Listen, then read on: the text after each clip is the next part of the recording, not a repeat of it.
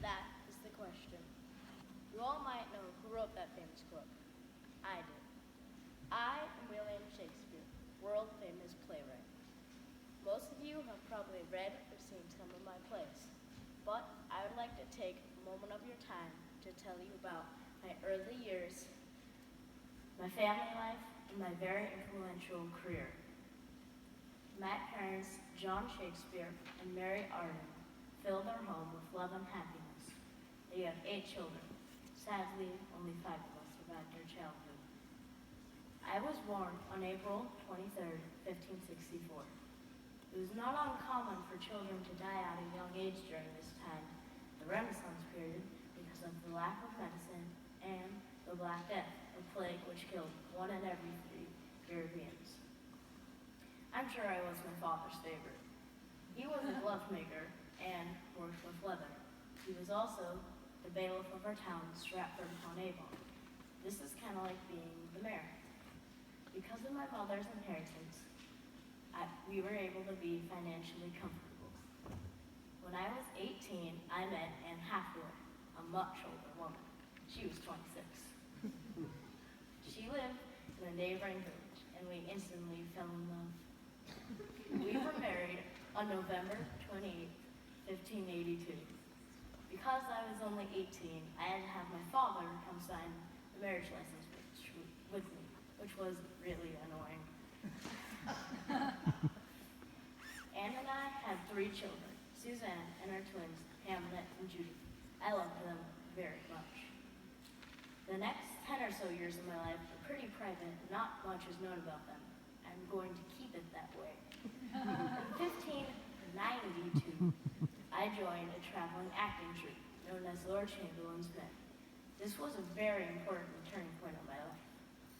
Later, our troupe changed their name to the King's Men in honor of King James I.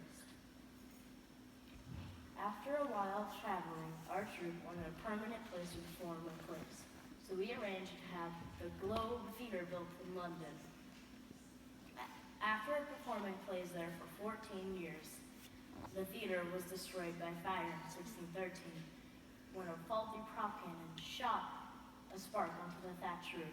It took only 1 hour for the building to burn to the ground. This broke my heart, but I arranged to have a new one built within just 1 year. I retired when I was 49 years old and moved back home to Stratford-upon-Avon, where my wife and children still lived. By 1616, when I was just 52, my health was failing, so I wrote a will which stated that my possessions went to my family and most of my money to the poor and needy of Stratford. I've been told that after I died, my plays and poems were published so that the following generations could experience the brilliant words I wrote. I am famous today because of the things I wrote.